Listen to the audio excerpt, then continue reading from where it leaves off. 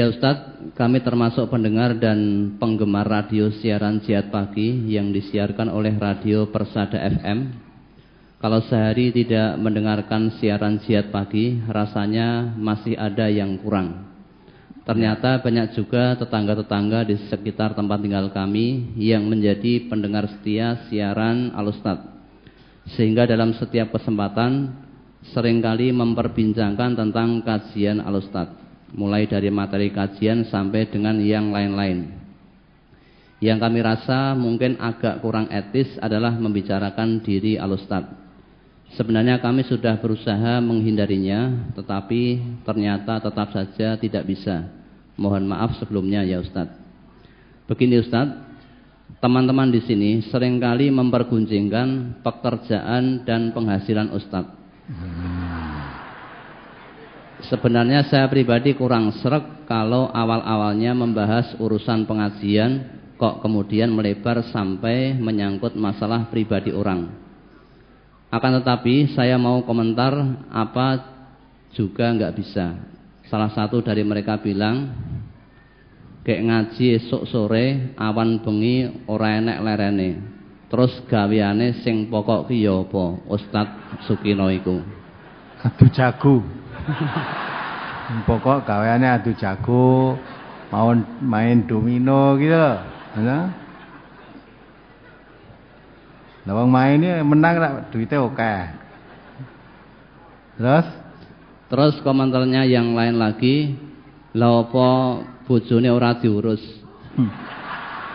Dinggo nyekolahke anake ragate saka ngendi? Yen ngisi ceramah tekan kono kene tur adoh-adoh iki nganggo dana saka ngendi, padahal yen diamplopi jare ora kersa nampa. Dan masih banyak lagi komentar-komentar yang lain, semoga Allah mengampuni mereka. Begini Ustadz, kami mengharapkan penjelasan dan tanggapan dari Al-Ustadz mengenai komentar-komentar yang bagi saya agak miring dari teman-teman saya tadi, supaya tidak menjadi fitnah bagi diri Al-Ustadz. Di samping itu, kami juga berharap agar metode yang diterapkan Al-Ustadz bisa diikuti oleh para mubalik yang lain, bahwasanya dakwah itu menyampaikan seruan Allah dan hanya mengharapkan balasan dari Allah semata, bukan dari yang lain apalagi dari manusia. Saya kasihan kalau ada mubalik yang secara kualitas retorikanya bagus, orasinya menggebu-gebu, kadang 2 jam audien dibuat terpinggal-pinggal karena canda atau guruannya. Pidatonya mampu menghipnotis banyak orang, tetapi dakwahnya itu tidak lebih hanya sebagai pekerjaan saja.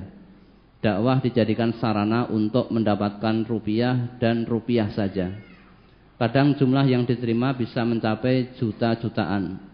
Suatu jumlah yang fantastis bagi sebagian besar penduduk negeri ini, yang seharusnya dakwah untuk dihidup-hidupkan, tetapi malah yang terjadi kebalikannya, yakni dakwah untuk mencari penghidupan. Selama ini banyak orang melihat usaha dakwah yang Ustadz laksanakan berkembang pesat sampai kemana-mana, ke tempat yang jauh, bahkan sampai ke luar negeri. Di satu sisi kita patut bersyukur, akan tetapi dari sisi yang lain mengundang rasa iri dari orang lain, sehingga timbul komentar dari pihak-pihak tertentu yang menyudutkan Ustadz dan MTA. Ada yang bilang kalau dakwah yang dilakukan Al-Ustadz didanai oleh Yahudi dan lain-lain. Maka dari itu, sudah seharusnya bagi seorang mubalik itu mempunyai manajemen dakwah yang tertib, yaitu suatu tata kelola yang dijalankan atau diterapkan untuk menunjang kelancaran dakwahnya.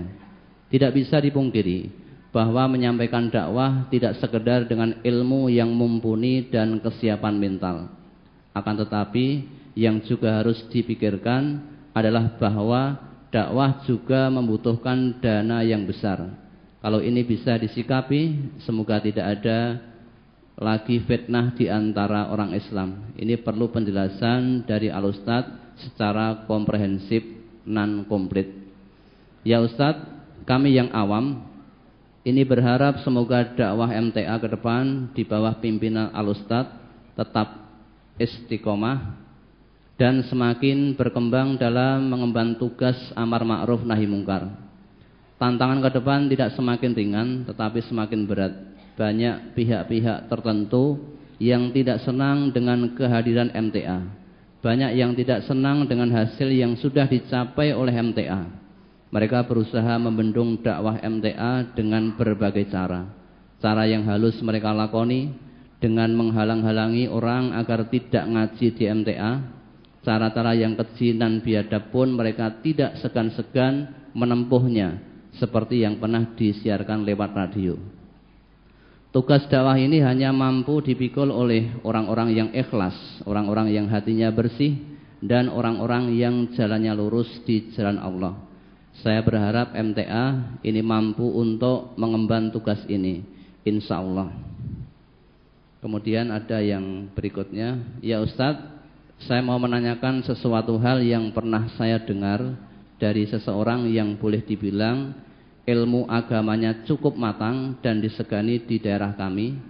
Dia pernah mengatakan yang isinya kurang lebih begini: sejelek-jelek ulama zaman dahulu yang melakukan suatu amalan dari hadis-hadis dhaif itu masih lebih baik apabila dibanding dengan sebaik-baik ulama zaman sekarang yang mengamalkan hadis-hadis sahih.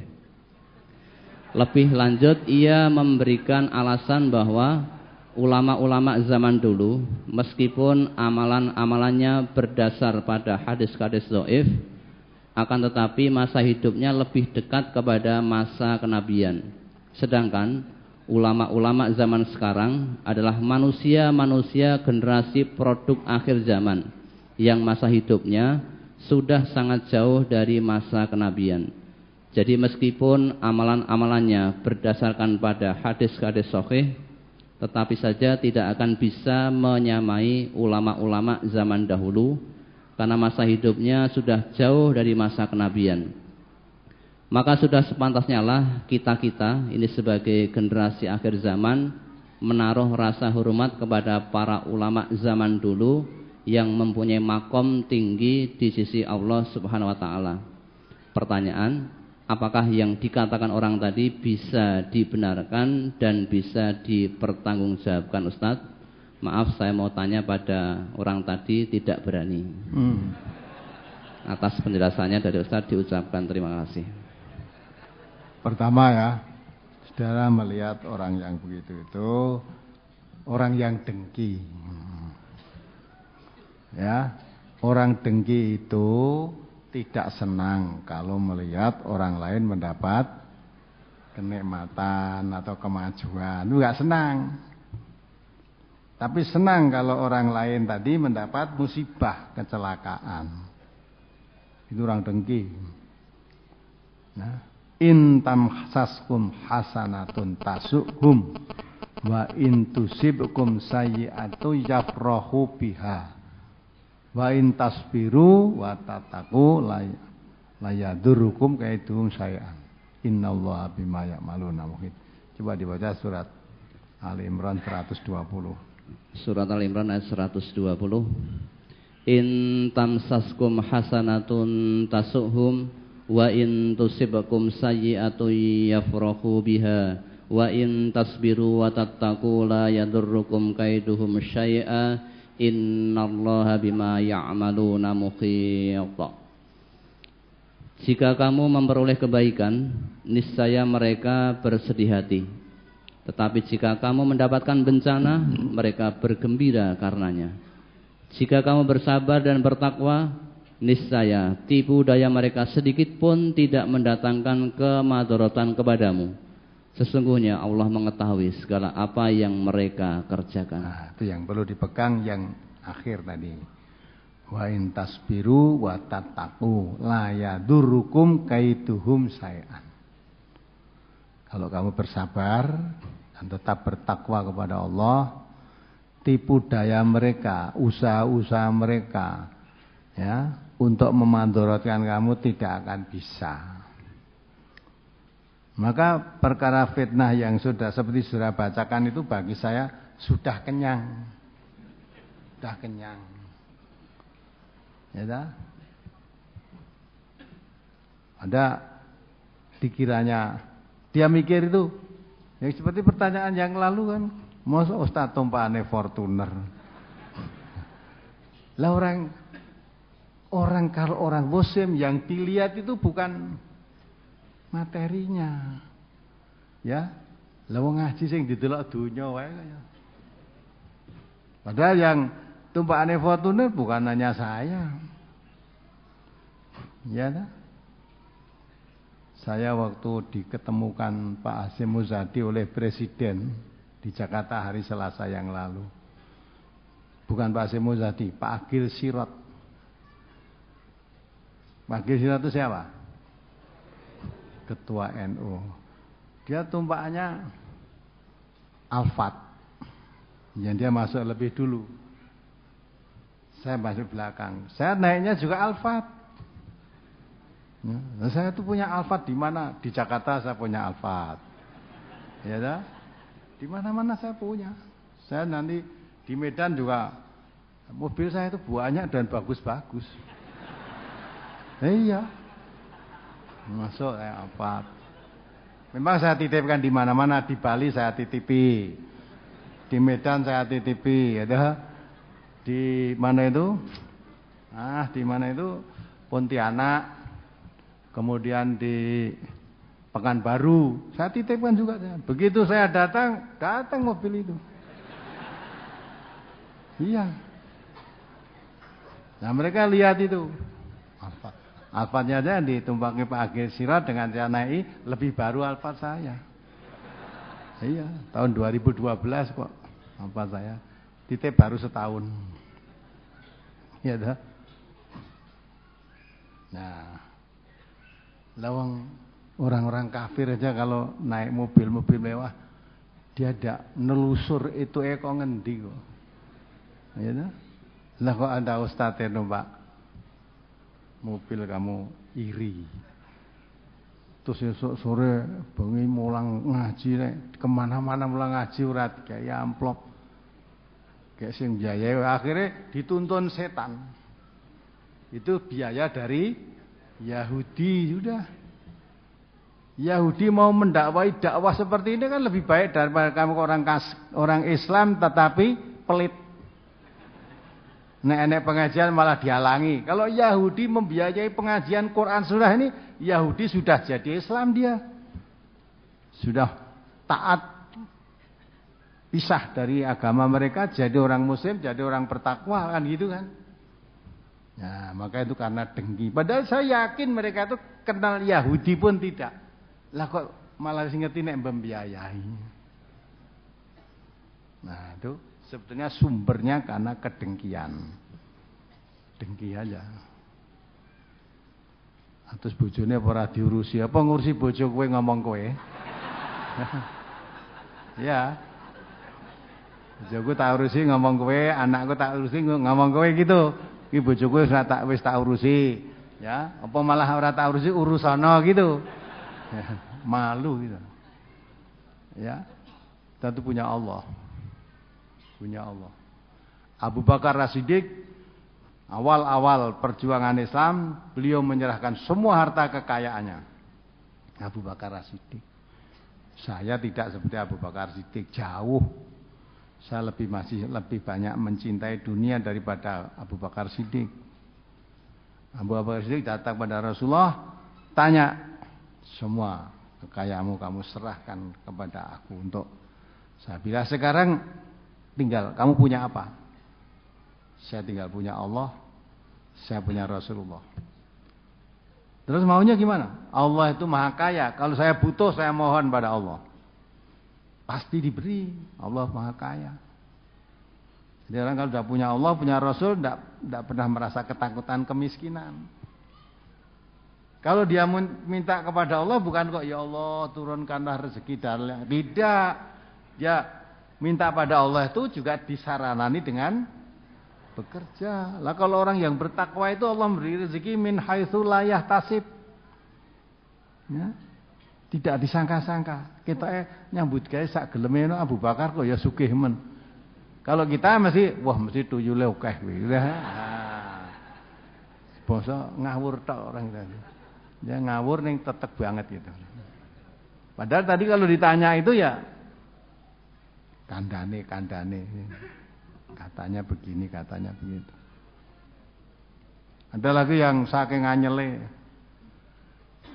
Wis sekolah ning pondok ngendi tuh? Ya. Sekolah yang pondok ngendi? Lah harusnya malu, saya lulusan pondok Al-Azhar atau pondok Saudi Arabia atau di Mekah atau di Madinah sana. Itu mau lulusan pesantren ecek-ecek. Harusnya malu. Dia ilmunya lebih banyak daripada dia, banyak saya. Kenapa dia menyelenggarakan pengajian semacam itu kok payu, kok aku ora payu? Nah, harusnya gitu. Apa terlalu mahal saya jual? Nah, gitu. Harusnya gitu. Maka saing ngono.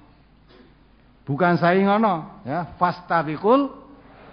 Ayo, kalau saya bukan lulusan pondok yang terkenal bisa mengadakan pengajian semacam ini, kamu yang lulusan pondok terkenal sak dunia lah menyelenggarakan pengajian seperti ini.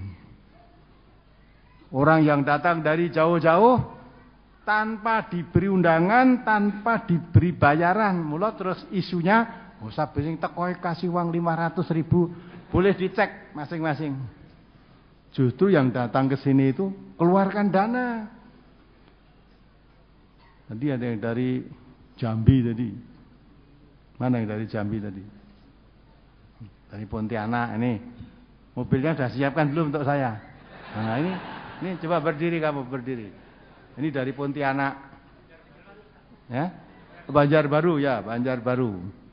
Sudah siap mobil untuk saya kan? Nah. Kamu jangan heran, mobil saya itu banyak.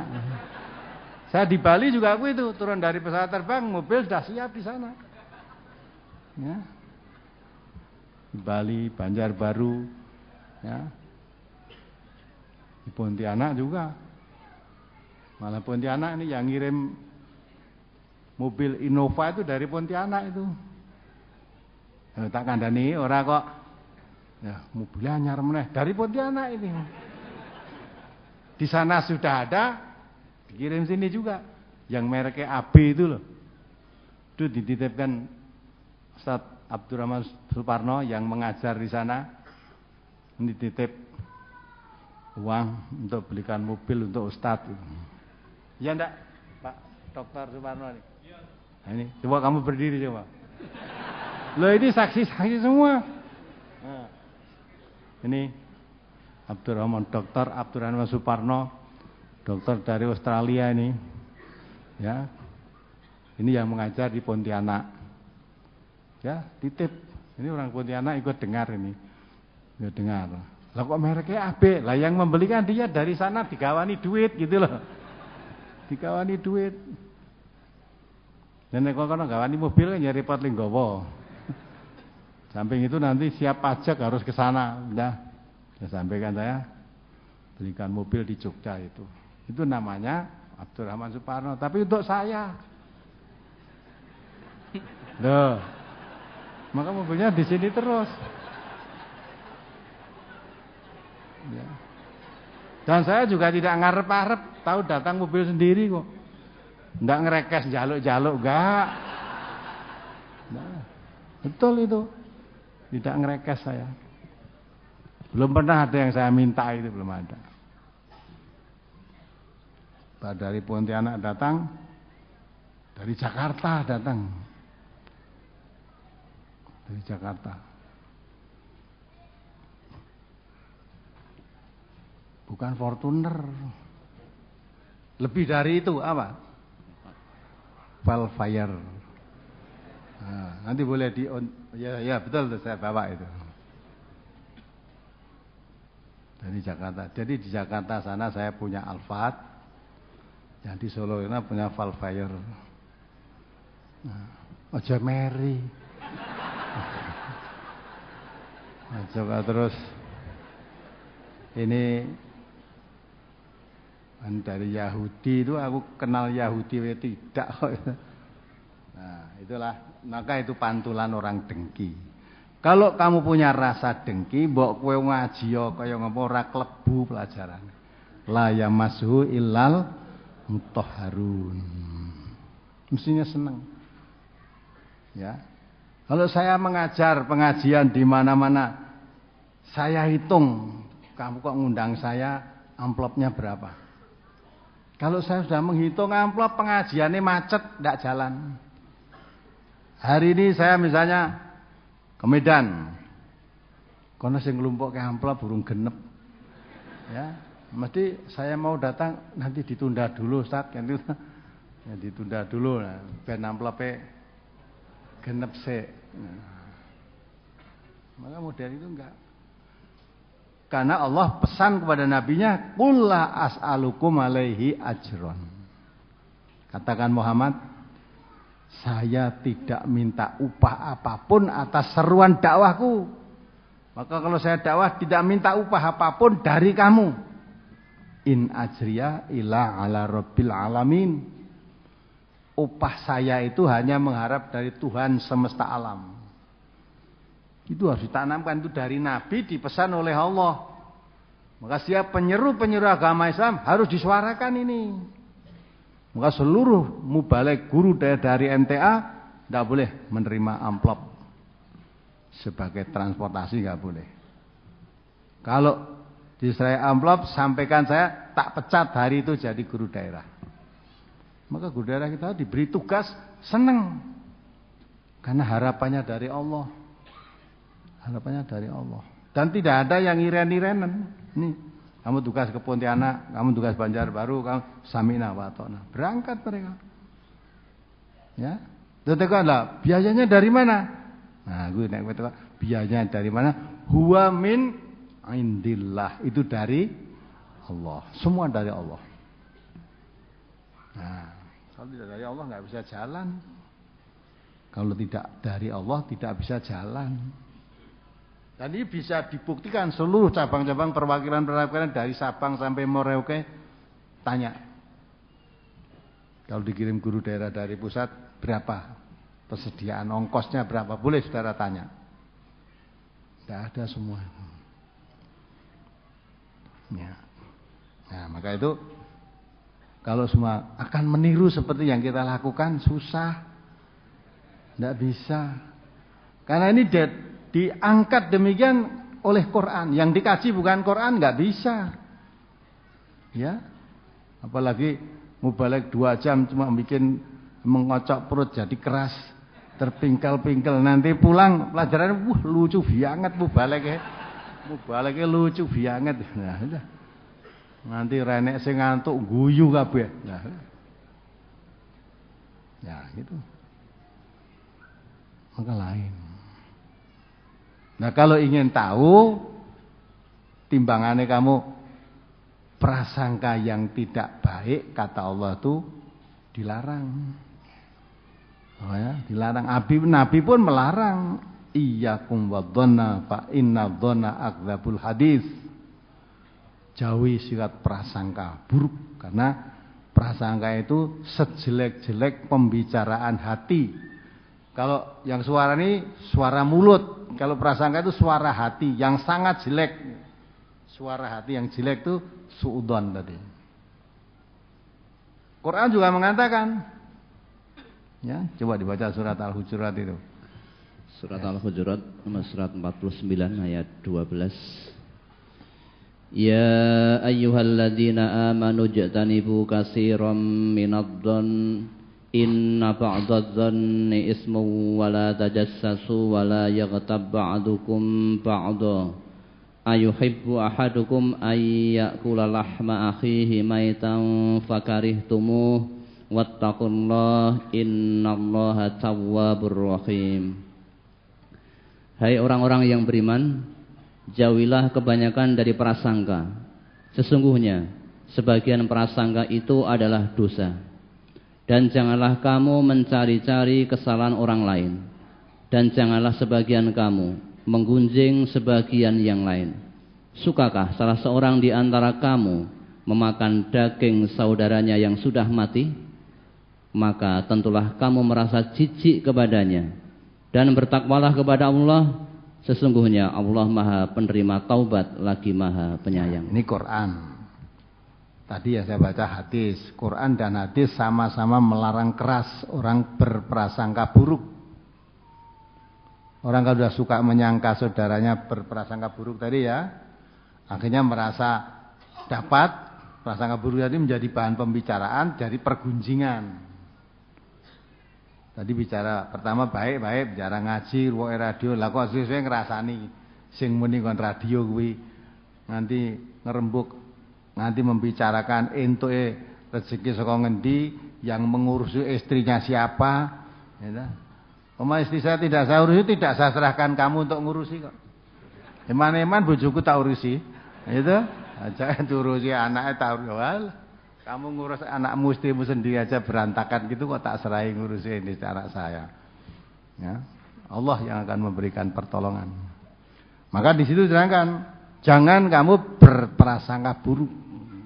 Terus dapat bahan untuk menggunjing. Kata Allah, menggunjing saudaramu itu seperti makan bangkai saudaramu yang sudah mati. Saudaramu mati mestinya dikubur, tidak malah dimakan. Dimakan. Kalau kamu bukan orang dengki, mestinya alhamdulillah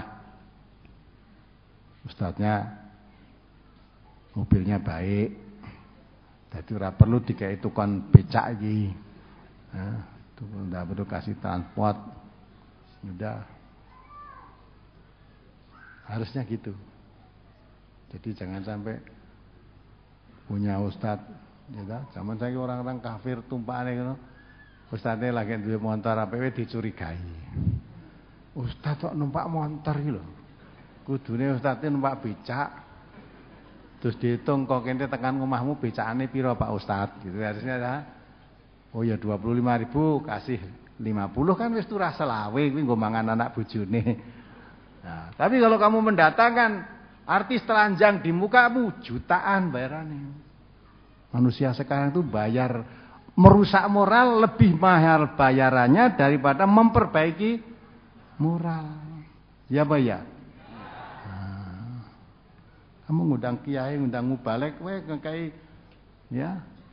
Ongkos transportasi gaya rupanya wis gede banget. Tapi kamu ngundang artis dulu telanjang di muka umum jengklean seperti ketek ogleng itu bayar miliaran kamu. Mulai jadi rusak negerinya. Yang menghalang-halangi seperti itu enggak ada. Mulai digagah mau datang ke sini aja ada yang mendukung kok. Nah, tapi kalau pengajian disebarluaskan, halangi, jangan diteruskan ini. Ini aliran Wahabi ini, aliran sesat ini.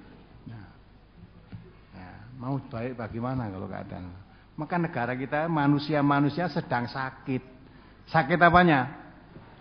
Moralnya sakit. Perlu diobati. Lah obat penyakit moral, penyakit hati itu Quran. Asy-syifa lima fis sudur. Maka kadangkala orang sakit itu suruh menelan obat enggak mau, saya tidak sakit kok. Ya. Anggil orang sakit sakit jiwa, sakit moralnya itu ya, dibawa ke rumah sakit ke dokter, aku rasa sakit, kayak obat ya nanti makan sehari 3 kali didelik ke mas, itu masih sakit orang ini. Tapi kalau orang sudah agak sembuh itu kan makan obat nurut, ya, karena kepengen sembuh. Kalau masih suruh makan obat, kalau sudah sakit padahal dia masih ngumyang, oh itu cek loro. Nah, Quran itu obat penyakit hati. Hati tidak akan bisa sembuh tanpa diobati dengan Quran. Orang yang penyakit hatinya sakit, akhlaknya menjadi rusak. Nah, maka Nabi diutus, Nabi Muhammad SAW diutus itu memperbaiki akhlak. Innama bu'istu liutamima makarimal akhlak. Aku diutus oleh Allah itu memperbaiki akhlak maksudnya. Memperbaiki akhlak bukan dengan akal pikiran Nabi sendiri. Diberi ini loh standar akhlak yang baik itu Quran. Maka perbaiki akhlak manusia ini dengan Al-Quran. Maka perintahkan manusia kembali pada Al-Quran. Nabi juga menyeru, duru ma kitabillahi haitsu madaro. Berilah kamu mengikuti Al-Quran, kemana saja Quran membawa kamu. Karena Allah sudah tanamkan dengan keras, anna hada sirati mustaqim fattabi'u wala tattabi'u subula fatafarraqu bikum an sabili. Ini jalan yang lurus itu Quran. Ikuti jalan ini, jangan ikuti jalan yang lain. Kalau kamu ikuti jalan selain Al-Quran, pasti akan mencerai-beraikan kamu dari jalan yang lurus. Nah, banyak orang sakit diberi obat Quran, sakit hati diberi obat malah tidak mau menerima. Maka alhamdulillah saudara-saudara yang hatinya tidak berpenyakit, hanya dengar suara radio dari Jambi, dari Muko-Muko, dari Aceh, dari Sulawesi ini, hanya dengar radio, tapi hatinya tidak ada penyakit, masuk beleng berusaha. Bagaimana saya bisa mendatangi pengajian? Bagaimana pengajian itu ada di daerah saya? Maka yang akan diresmikan ini sudah terdaftar 97 calon perwakilan dan cabang baru. Sekarang saya suruh meninjau, ini Pak Mansur sama Pak Harto ini sedang ke Pekanbaru, menengok daerah cabang-cabang yang akan diresmikan, sudah memenuhi syarat atau belum. Ya. Beberapa waktu Pak Narjo ini ke Kalimantan Tengah. Kalimantan Tengah itu Palangkaraya, Insinyur Sunarjo ini. Nah, terus juga di Banjarbaru. Ini salah satu diantaranya pimpinan Banjarbaru Pak Seno yang berdiri tadi. Itu ketua perwakilan Banjarbaru. Nanti akan buka wilayah ini daerah Kalimantan Tengah. Ada lagi Batu Licin ya. Di mana lagi yang dari Kalimantan itu yang akan di Plehari Tanah Laut, Plehari Tanah Laut itu Kalimantan. Dengar radio cuma. Kepingin bagaimana di sana ada NTA seperti yang di radio itu. Itu hatinya yang tidak penyakit. Kalau hatinya berpenyakit, dengar itu sudah panas, sesek. Makin banyak mendengarkan, makin reso ambekan. Ya, kasihan ya. Maka itulah Quran ini untuk manusia. Manusia yang hatinya bersih, dengan ayat-ayat yang diterangkan, zadathum imanan, tambah imannya. Manusia yang hatinya kena penyakit, dengan ayat-ayat Quran, zadathum rijsan ila rijsihim, tambah kekafirannya di samping kekafiran yang sudah ada, tambah penyakitnya di samping penyakit yang sudah ada. Fi qulubi maradun fazadahumullah marada. Maka untuk itu mudah-mudahan yang suka menyebar fitnah, prasangka jelek, tidak baik terhadap MTA maupun terhadap diri saya, mudah-mudahan dibuka hatinya oleh Allah. Dibuka hatinya, bersihkan hatinya, bisa menerima kebenaran. Ya. Maka yang saya pegang dengan jadi, karena Allah sudah mengatakan orang dengki itu tidak senang kalau orang lain mendapat kenikmatan atau kemajuan. Tapi senang kalau mendapat musibah, dapat kehancuran, ya senang. Senang karenanya. Maka yang dipegang, kata Allah tadi, kalau kamu beriman dan bertakwa, bersabar dan bertakwa. Nah, orang-orang yang begitu tidak akan bisa memadharati kamu. Wa in tasbiru wa tattaqu. Kalau kamu bersabar dan bertakwa, ya, tidak akan bisa memadharati kamu. Ya sudah, apapun kata mereka, kita sabar, kita bertakwa. Mau diapakan wong dia tidak mengerti. Ya. Dia mengatakan begitu-begitu hanya kira-kira, oh kira-kira didanai Yahudi. Oh kira-kira didanai dari Timur Tengah. Oh kira-kira, nah itu prasangka jelek muncul. Kenapa tidak tanya langsung ke sini aja? Ya. Tanya datang ke sini, kowe sana sini tanpa dikasih amplop, carane piye lah gitu dah. Nah. Ini lebih baik tanya daripada kamu menduga-duga salah dan dikembangkan, melu, sebar luaskan seolah seperti itu. Ya, tadi biarkan sajalah orang-orang semacam itu. Ya, kalau ada saudara tahu ya didoakan sajalah, mudah-mudahan dibuka hatinya oleh Allah, diberi kesadaran.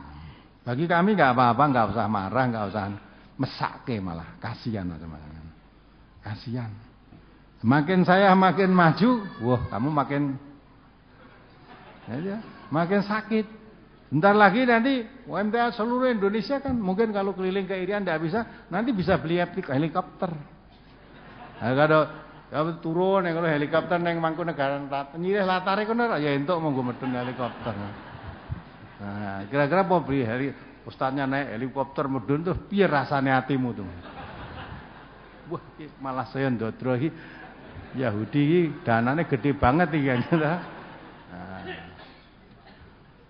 Dan orang-orang yang sakit hatinya itu orang munafik biasanya.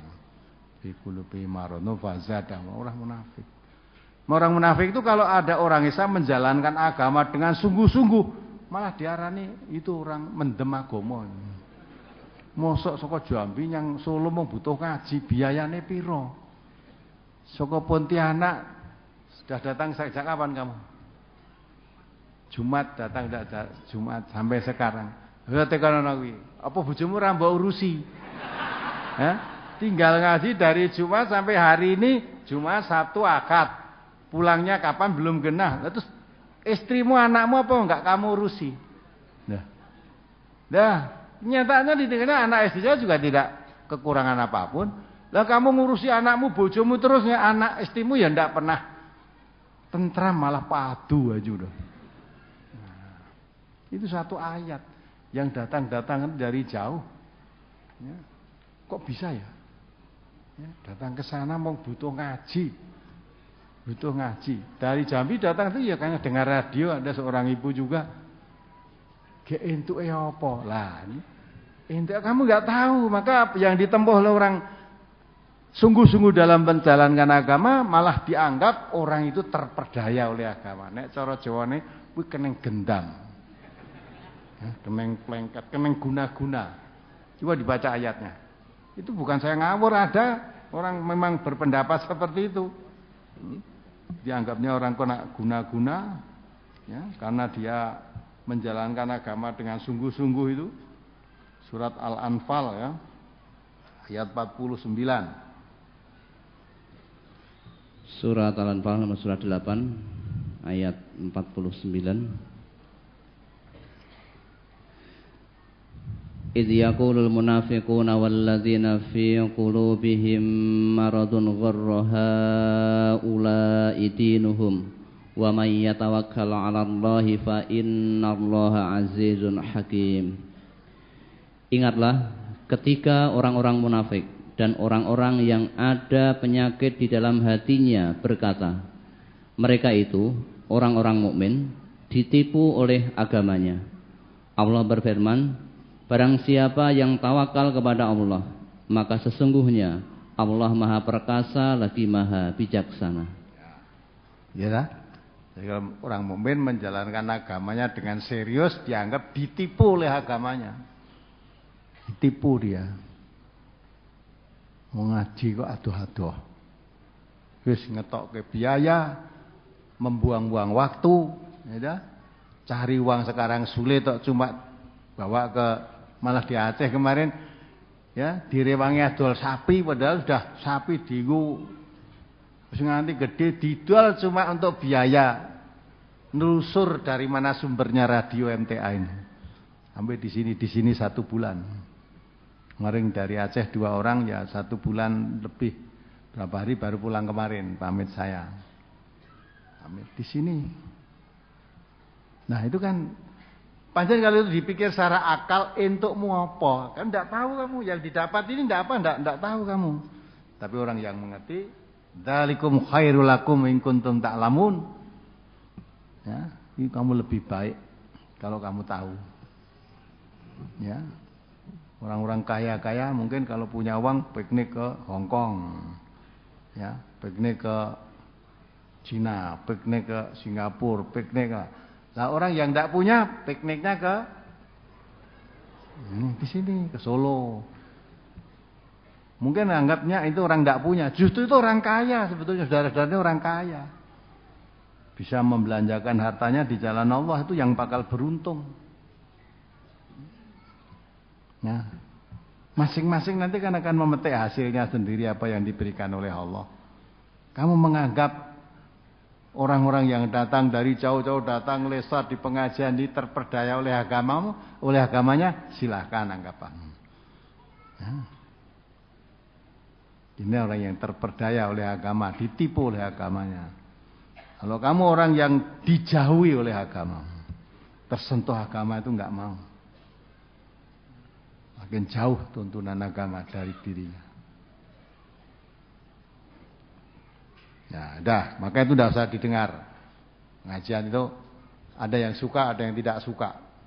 Ya, kalau saudara memperhatikan orang-orang semacam itu, waktunya habis, ngurus usaha macam itu tidak ada habis-habisnya. Mau orang munafik itu sengaja. Dia tidak suka mengajak kepada kebaikan, tapi mencegah. Maka dikatakan oleh Allah, ya'muruna bil munkari wa yanhauna 'anil ma'ruf. Dibaca ayatnya. Itu orang munafik. Ya. Surat Taubat 67. Surat At-Taubah ayat 67. Al-munafiquna wal munafiqatu ba'duhum min ba'd ya'muruna bil munkari wa yanhauna 'anil ma'rufi wa yaqbiduna aydiyahum nasallaha fanasiyahum innal munafiqina humul fasiqun. Orang-orang munafik laki-laki dan perempuan sebagian dengan sebagian yang lain adalah sama. Mereka menyeru berbuat yang mungkar dan melarang berbuat yang ma'ruf, dan mereka menggenggamkan tangannya. Mereka telah lupa kepada Allah, maka Allah melupakan mereka. Sesungguhnya orang-orang munafik itulah orang-orang yang fasik. Ya. Ya kan? Orang munafik itu suka mengajak orang berbuat mungkar, maksiat. Kalau ada orang mau berbuat baik, mempelajari Al-Quran, ngaji dengan tekun, malah dicegah. Maka dibaca ayat 61 An-Nisa itu pencegahan buat mereka. An-Nisa 61. Wa idza qila lahum ta'alu ila ma anzalallahu wa ila ar-rasuli ra'aital munafiqina yasudduna anka sududa. Apabila dikatakan kepada mereka, marilah kamu tunduk kepada hukum yang Allah telah turunkan dan kepada hukum Rasul, niscaya kamu lihat orang-orang munafik menghalangi manusia dengan sekuat-kuatnya dari mendekati kamu. Ya kan? Kalau ada orang mengajak, mari taati Allah, taati Al-Quran, taati Rasulullah, taati hadis, taati sunnah, orang munafik yang muncul. Ra'aital munafiqina yasudduna anka sududa. Kamu akan melihat orang munafik berusaha sekuat tenaga, berbagai macam cara untuk menghalang-halangi manusia supaya tidak mentaati Allah dan Rasulullah, dan tidak mengikuti Quran dan Sunnah. Dihalang-halangi mereka dengan sekuat tenaga. Orang munafik yang bajunya Muslim tapi hatinya kafir. Kalau orang kafir terang-terangan, nah mudah dia menolak, kamu kafir, pantas kamu tidak suka ngaji. Tapi yang menolak ini orang munafik. Orang munafik kalau dilihat blegernya itu Islam. Lihat pakaiannya, ucapannya, perbuatannya, kadang tampak ya Muslim. Sering pidato, sering khutbah, sering isi pengajian. Ya. Tetapi kalau yang dikaji itu Quran dan Sunnah, dihalang-halangi berbagai macam cara. Difitnah, dibeginikan, begitu dia kata itu kata, ya biaya dari Yahudi, biaya dari Timur Tengah, biaya. Maksudnya apa? Supaya kamu tidak ngaji. Ini gerakan yang akan menentang NKRI, macam-macam, seolah-olah MTA itu bakal merusak negara kesatuan Republik Indonesia, anti Pancasila, udah. MTA itu mengatakan negara Indonesia negara tauhid, kan begitu ya? Fitnahnya kan begitu. Nah yang saya katakan ini jadi fitnah lagi nanti. Gitu. Gaya kasih dipotong loh, iyalah loh. MTA ngonekin negara Indonesia negara tauhid toh, loh suarane, liyane tadi dipotongi, karek kuwi. Tapi Allah tahu, menyaksikan semua. Yang benar itu tetap benar. Sekalipun ditutup dengan kebatilan, yang hak mesti dicari orang. Yang batil itu fayadhabu jufa'a, akan hilang, tidak ada bekasnya. Terus surat Taubat tadi dilanjutkan 68. Jadi 67 orang munafik itu mengajak kepada kemungkaran, ya, menyuruh kepada yang menyuruh yang mungkar, mencegah yang baik, dan menggenggamkan tangan lambang kebakilan. Jadi orang munafik itu bakhil, tidak mau dia infak, apalagi di jalan Allah, tidak mau infak itu, tidak mau jalan Allah, bakhil dia. Terus yang 68. Wa'adallahu al-munafiqina wal munafiqati wal kuffara nara jahannam khalidina fiha hiya hasbuhum wa la'anahumullah wa lahum adzabum muqim. Allah mengancam orang-orang munafik laki-laki dan perempuan dan orang-orang kafir dengan neraka jahanam, mereka kekal di dalamnya. Cukuplah neraka itu bagi mereka, dan Allah melaknati mereka, dan bagi mereka azab yang kekal.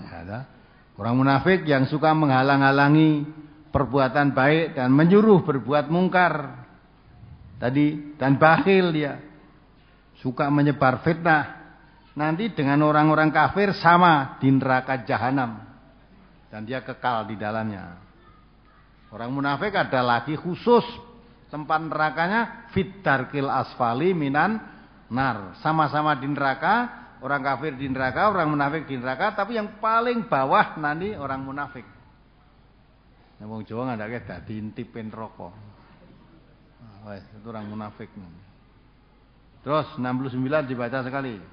Kalladzina min qablikum kanu ashadda minkum quwwatan wa aktsara amwalan wa aulada fastamta'u bi khalaqihim fastamta'tum bi khalaqikum kamastamta'al ladzina min qablikum bi khalaqihim wa khudtum kalladzi khadu ulaika habitat a'maluhum fid dunya wal akhirah wa ulaika humul khasirun. Rusak amalnya di dunia dan di akhirat, rusak semua. Keadaan kamu, hai orang-orang munafik dan musyrikin, adalah seperti keadaan orang-orang yang sebelum kamu. Mereka lebih kuat daripada kamu dan lebih banyak harta benda dan anak-anaknya daripada kamu. Maka mereka telah menikmati bagian mereka, dan kamu telah menikmati bagianmu, sebagaimana orang-orang yang sebelummu menikmati bagiannya. Dan kamu mempercakapkan hal yang batil sebagaimana mereka mempercakapkannya. Mereka itu amalannya menjadi sia-sia di dunia dan di akhirat, dan mereka itulah orang-orang yang merugi. Ya kan? Jadi rusak amalannya di dunia dan di akhirat. Karena kemunafikannya tadi, karena kemusyrikan, karena kekafirannya. Rusak. Dia termasuk orang yang rugi. Nah, maka itulah kita bersyukur pada Allah. Jadi orang Islam dan dimengertikan tanda-tanda kemunafikan, tanda-tanda kekafiran, jauhi sifat itu. Nah, orang yang munafik, penyakit yang paling menonjol dalam hatinya itu keraguan. Maka kalau saudara ragu terhadap kebenaran, mudabdabina baina dzalik la ilaha illa wa la ilaha illa. Ya, dia ragu antara iman dan kafir. Jadi orang iman sungguh-sungguh ya tidak, jadi orang kafir sungguh-sungguh ya tidak. Maka dia kalau ketemu orang yang beriman mengaku dirinya iman, ketemu orang kafir saya seperti kamu. Ya, orang semacam rugi dunia dan akhirat. Maka alhamdulillah kita jadi orang Islam, hati kita digerakkan oleh Allah untuk memahami Islam, walaupun dari jauh. Tadi sudah dengar yang dari jauh-jauh itu kalau tidak bisa tiap minggu datang di sini, setelah datang ke sini nabung lagi, kumpul tabungannya untuk berangkat ke sini, berangkat lagi. Itu tabungan yang bermanfaat. Tapi orang yang tidak mengerti, orang munafik itu tadi terperdaya oleh agamanya. Kedanan agomo. Mosok direwangi ngaji sana sih kayak ngumpul ke nabung sebulan bulan itu cuma berangkat ngrungokke wong ngomong coba. Tapi omong kok dirungokke kok nggon radio wae iso. Ada ta? Ada. Mengapa kamu sakit hati kenapa? Ya biar tuh mereka jauh-jauh ngaji, kamu ndak ngaji mbok ya wis meneng wae merasa ngomel gitu loh. Lah kan gitu. Ngaji seneng ngaji. Ya ora seneng ya wes gitu loh. Kenapa? Lah kan ngomel itu tujuannya nahi ma'ruf tadi. Karena sudah dikatakan oleh Allah, orang munafik itu mempunyai sifat ya itu tadi, mencegah yang baik, menyuruh berbuat mungkar. Ya'muruna bil mungkari wa yanhauna 'anil ma'ruf. Maka dengan saya ngomong ngene-ngene ya monggo sing arep mangkat ben ora sida. Nah gitu. Maka ya'muruna bil mungkari. Sedang orang yang beriman ya'muruna bil ma'ruf wa yanhauna 'anil mungkar, maka kebalikannya. Ya, mudah-mudahan Allah memberi kekuatan, kemantapan hati kami. Ya. Hati kami. Itu rasa keprihatinan yang menulis surat itu dibaca tadi kan keprihatinan, ngomong-ngomong dengan temannya. Ndak usah gitu, harusnya kamu temanmu yang ngomong itu kandhani wae. Ya, kalau kamu ingin tahu, mbok ayo melu datang, tidak hanya ngrungokke dari sini. Nah, nanti kamu tanya di sana. Ya, nah, tanyakan sendiri. Apalagi yang menerangkan tadi. Ya. Sak jelek-jeleknya ulama zaman dulu, walaupun ngamalkan hadis dhaif itu masih lebih baik ulama sekarang yang ngamalkan hadis sahih. Itu akal dari mana? Kalau ngamalkan hadis dhaif kok lebih baik daripada ngamalkan hadis sahih. Hadis dhaif itu hadis yang diragukan kebenarannya, apakah itu dari Nabi atau tidak atau bukan. Ya, karena disebut hadis dhaif itu mungkin sanadnya yang membawa urut-urutan saya itu meragukan. Ada keselip orang yang tidak kuat ingatannya, ada keselip orang yang suka bohong, atau ada lagi meloncat. Misalnya dari Nabi itu, misalnya dari Nabi ke A terus B ke C. Ini enggak, dari Nabi kata langsung A B terus D. Nah, badi kok D, tebar B terus D kan enggak urut lah, kok ora lewat C. Nah, C-nya hilang. Hilang ini putus namanya, ini tidak dianggap hadis ini benar apa tidak. Padahal ini tadi tidak berurutan, tidak ketemu, tidak semasa hidup. Ya, jangan mengatakan, itu kita jangan mengambil kesimpulan. Kalau zaman Rasulullah masih dulu, tidak ada yang mengatakan memakai hadis dhaif itu, tidak ada. Zaman Rasulullah ada kok. Ya, kalau orang-orang dekat zaman Rasulullah, ya, para sahabat-sahabat yang dekat Rasulullah memang baik. Tapi tidak berarti orang yang dekat jangan Nabi itu mesti baik. Wong yang hidup bersama Nabi aja tidak baik ada kok. Namanya Abdullah. Namanya saja Abdullah, hambanya Allah. Itu orang munafik, hidup zaman Nabi itu. Ya. Malah yang menyebarluaskan istrinya Nabi namanya Aisyah berbaserong dengan Sofwan sahabat Nabi, ya Abdullah itu. Maka Umar ketika itu, ya, izinkan ya Rasulullah, tak penggal lehernya. Nabi melarang, jangan, nanti akan tersebar suara bahwa Nabi membunuh sahabatnya. Biarkan sajalah. Akan yang tidak terima anaknya sendiri, namanya ya Abdullah. Jadi ini tadi bapaknya ini hanya Abdullah bin Ubay bin Salul. Abdullah anaknya Ubay, anaknya Salul. Kalau anaknya Abdullah bin Ubay bin Salul namanya juga Abdullah. Datang kepada Nabi ya Rasulullah, saya dengar berita, apa betul Rasulullah akan memerintahkan membunuh ayah saya karena ucapan ayah saya yang begini. Kan Abdullah itu mengatakan, nanti kalau itu sudah pulang dari peperangan perang Uhud itu, dia mengatakan, nanti kalau kita sampai di Madinah, ya, yang kuat-kuat, yang mulia akan mengusir, menindas kita dari. Jadi yang kuat akan mengusir yang lemah. Itu menganjurkan orang itu, jangan memberi nafkah kepada orang-orang yang di sekitar Rasulullah. Biar dia pergi.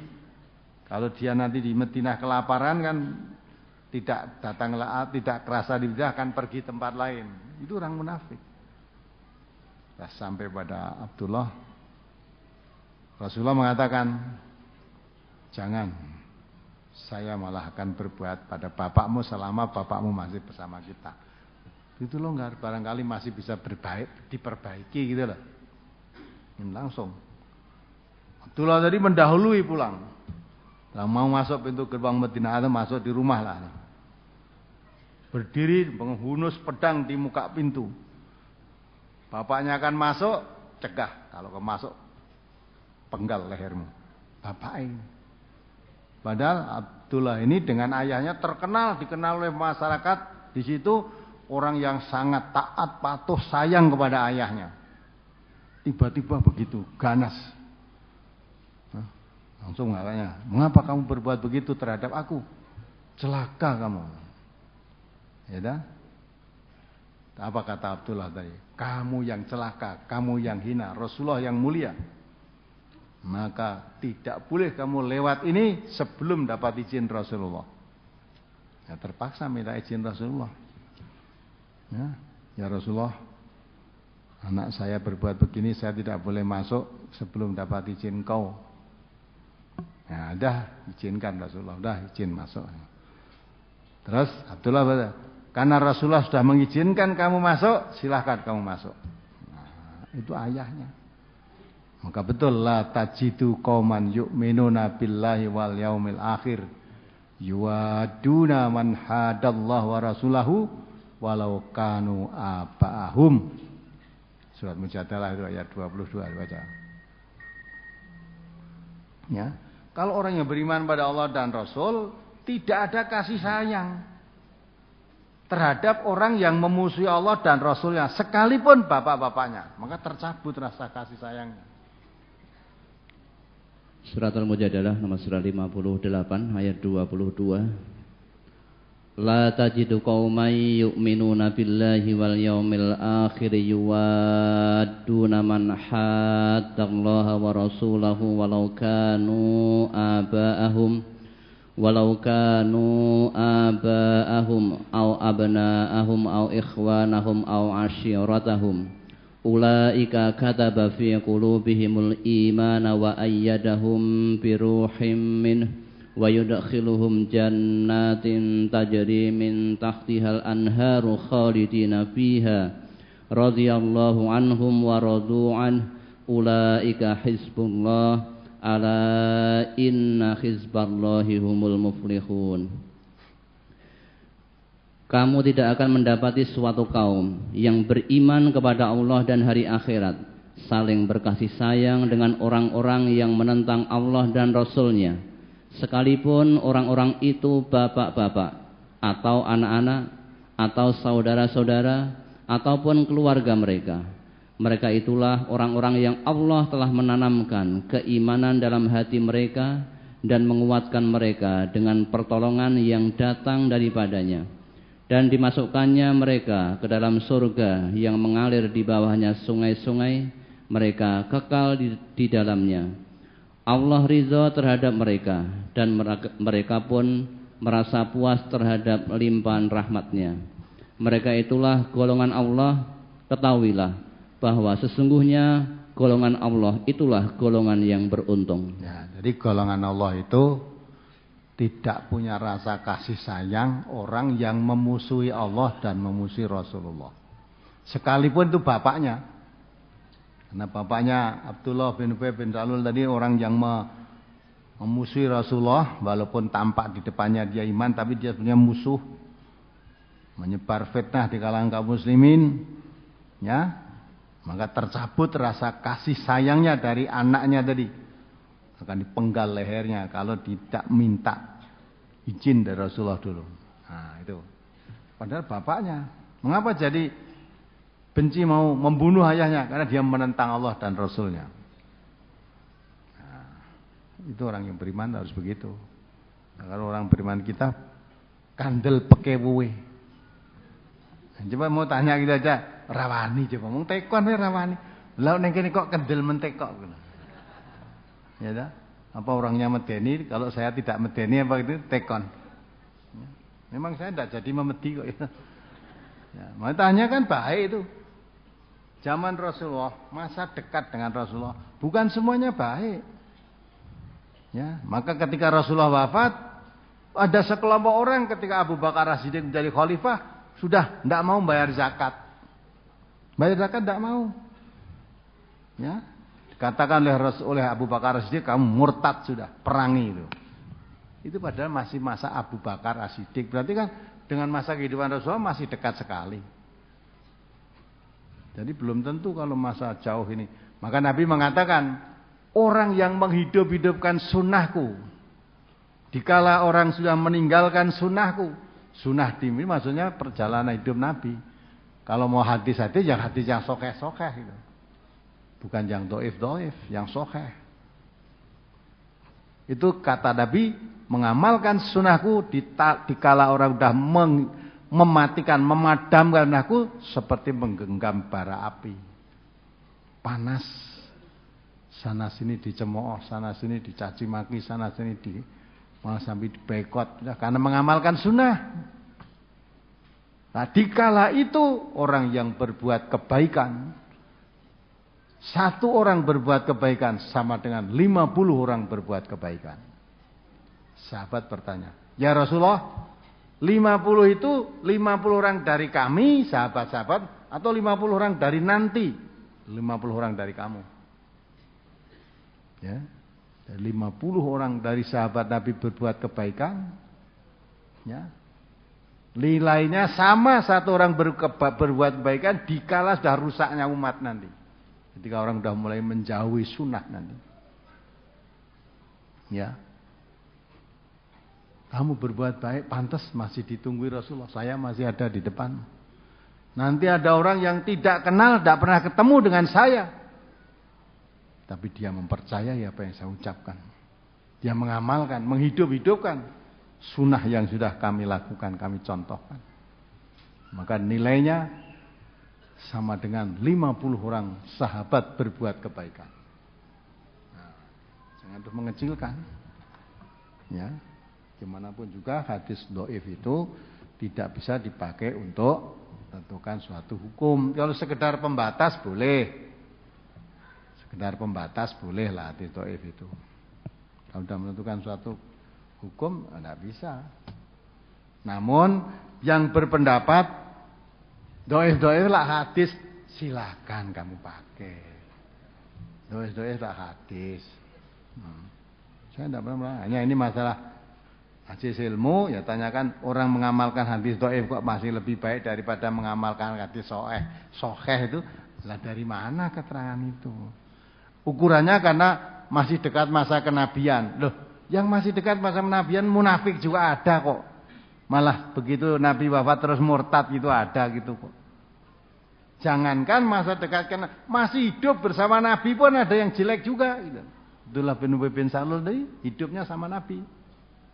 Nah, itu tokoh munafik gitu.